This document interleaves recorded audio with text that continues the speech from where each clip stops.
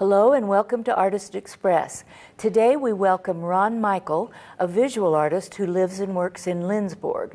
Ron, just to get us started, why don't you tell us a little bit about the nature of the artwork that you make? Okay, well I'm primarily a ceramist. I do a lot with clay, really a lot of local clays, primarily from Jewell County and McPherson County because I have kind of access to clay bodies up there.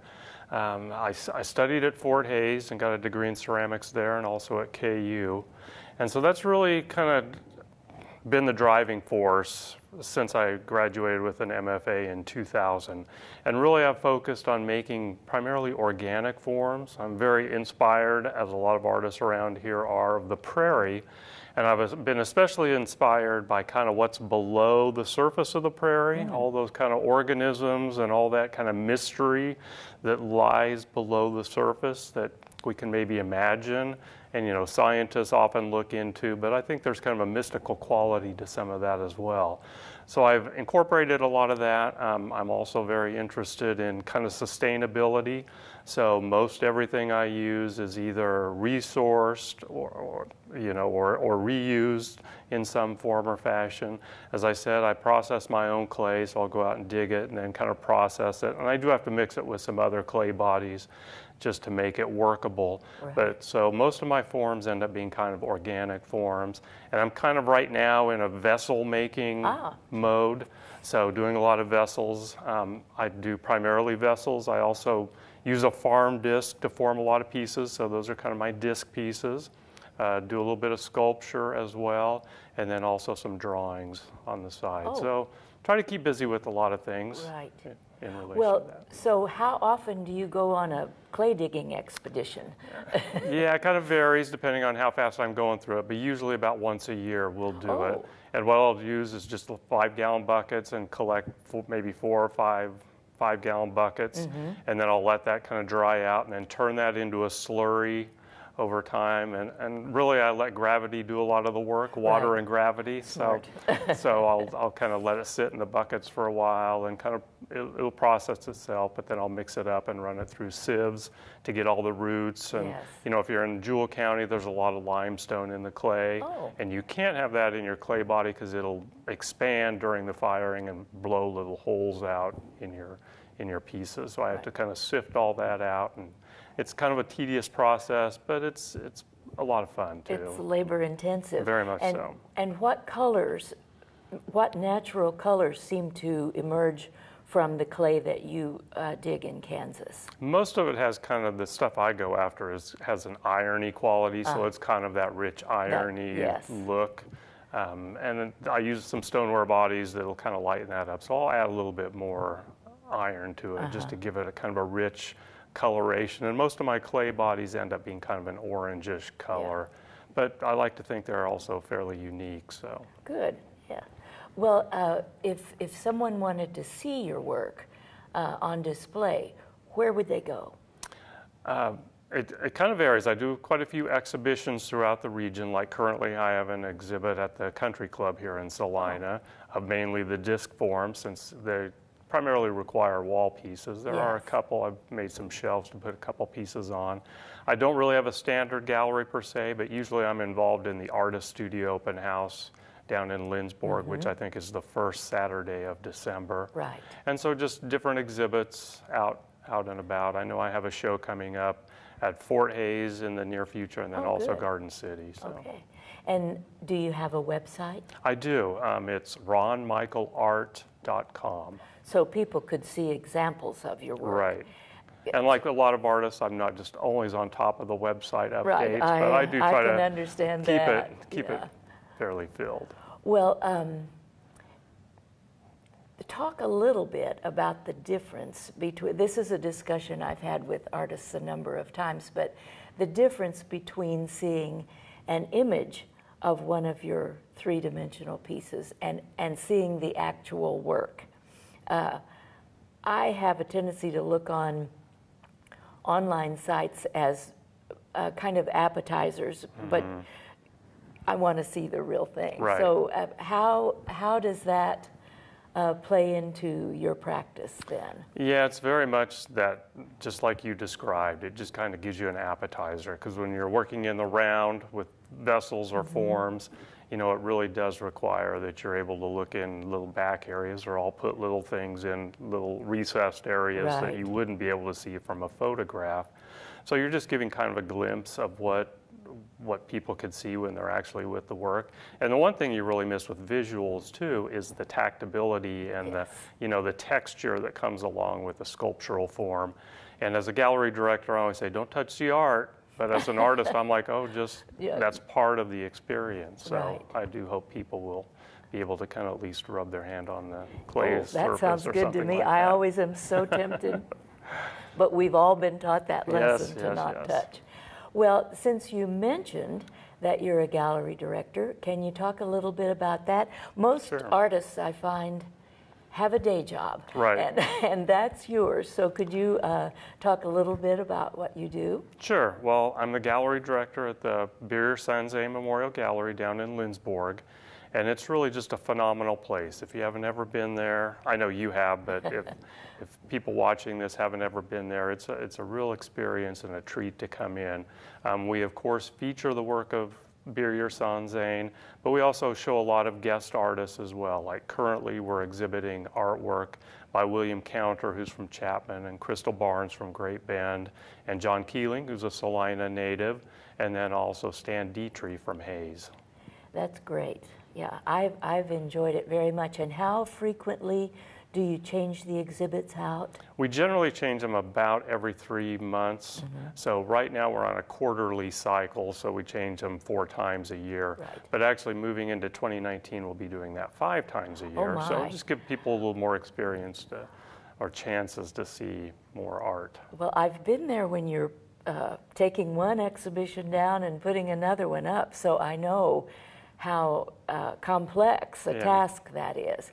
Well, one of the questions that I often ask artists, and you're in kind of a unique position to talk about this, but if you knew as an absolute certainty that no one would ever see your work except yourself, would you still make it? I think so.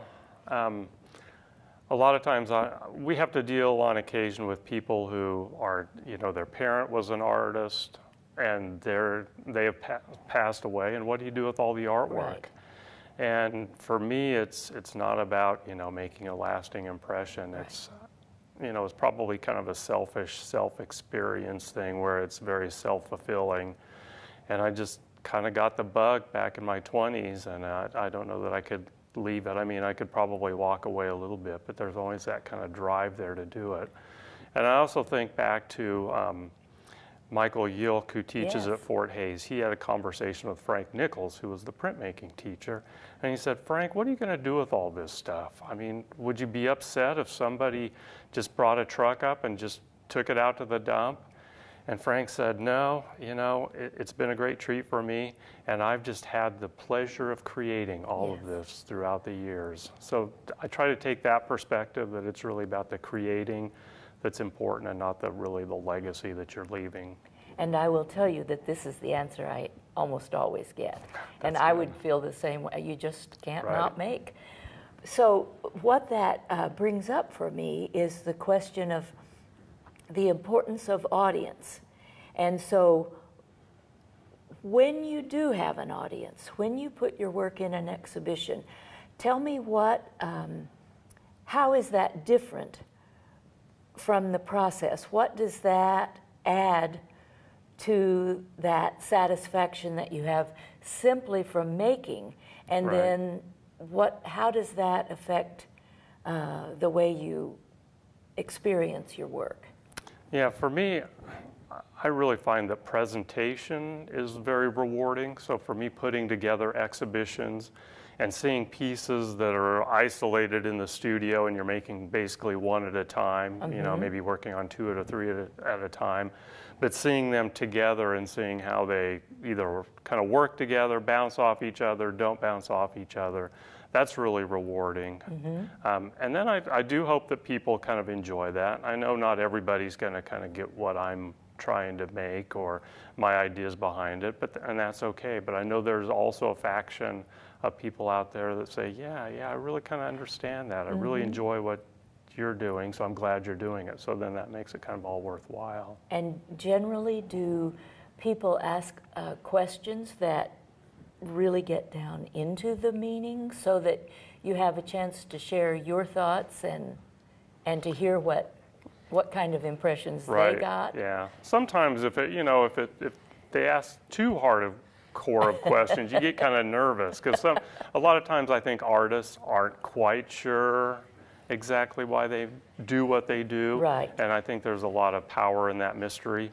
So I think sometimes you're better off not to reveal everything, but if it all comes down to that, you can always kind of talk about materials too, about how, well, you've probably seen limestone in the surroundings, or you've run across clay. So what do you think about this? Because most of my forms are generally non-representational or non-functional. So they really kind of require a certain sensibility of, that it's not a useful object per se. I've noticed in your work, you also seem to set up attention with balance in some of your pieces. You always, I can think of one in particular where you think, I mustn't touch that piece because it might make that piece fall off. Right. I do always like to have a little bit of tension in a piece, either, for lack of a better term, kind of an awkwardness. I think that helps kind of generate some interest, at least for me visually. It's more interesting that way, rather than having something that's purely symmetrical and very easy to, say, well, this is very firm and found and very solid. I'm more of kind of the Kansas, you kind of use baling wire and hope it sticks together and let it lean a little bit. That's okay. It's had a little more interest that way. Okay, great. And now, just from what you've said about collecting the clay and storing it for a while and so forth, I'm assuming you have a dedicated studio then. Finally, I do. My wife and I made the commitment. We had a little garage and a studio on the side built about 5 years ago. Excellent. But before, I kind of worked somewhat in the house and in the basement. So, like most artists, we kind of develop those things over time to see what works best. And thank goodness for my wife. She allowed me to go out in the studio. Well, at our house, every horizontal surface is fair game. Now, tell me whether you have ever, or whether you make it a practice to collaborate with other artists on projects, or with artists in other disciplines, if you've ever had an opportunity to interact and mesh your work with others. Really not too much on a working scale. I mean, I've certainly loved to show with different people, and there are people whose work I'll see and say, oh, this would be perfect to go with my work, and then maybe work on a collaboration. Great. But as far as, like where I'll make a clay piece and they'll do something to accentuate it or vice versa, really haven't done that too much, so that might be a good future step. Right. It could be stimulating, I think, to get and I do tend to be kind of a one-person operation, try to be self-sufficient, which can kind of get in the way of that. But I think it would be a good challenge to try that sometime. The challenge is key, I think, don't you? Right. Well, if someone walked into your living space right now, what evidence would they see of your creative bent? What would be immediately evident? Well, there are a few pieces kind of scattered around the house, but I really do like to collect other artists from the region. So try to do a fair amount of trading. I think they will see that there's certainly a house filled with a lot of art. My grandmother was a painter too, so some of her work, but a lot of people I really admire and love, I'll either bargain with them to get a piece of work, or pony up a little bit of money to pay for it. Right. I tend to be really attracted to other artists' work too, and my wall space is getting pretty limited. I know, there's just not enough space sometimes. And you talked about doing some drawing. What materials do you use when you make drawings? I'm usually basically just using sheets of paper and draw on those, and then I'll mat them and frame them. With charcoal, pencil? Mainly colored pencil and some ink work. I did a lot of etchings and printmaking when I was at KU. And so I've kind of extended that only just using drawing and colored pencils. So it's really kind of gone to the back burner for right now, but I think in the future I'll do more. Yeah. That's good. Well, it's more portable for one thing. It is, and a lot of times when you get wore out from the clay, or I do a lot of stone work too, that's kind of wears you out. So sometimes getting to be the old man that I am, you don't have the energy that you used to. So drawing's kind of a nice in between. Well, Ron, thank you so much for being with us my today. pleasure. We appreciate it, and we're out of time right now. But folks, remember, tell me your website again. RonMichaelArt.com. All right. Thank you for being with us. Thank you.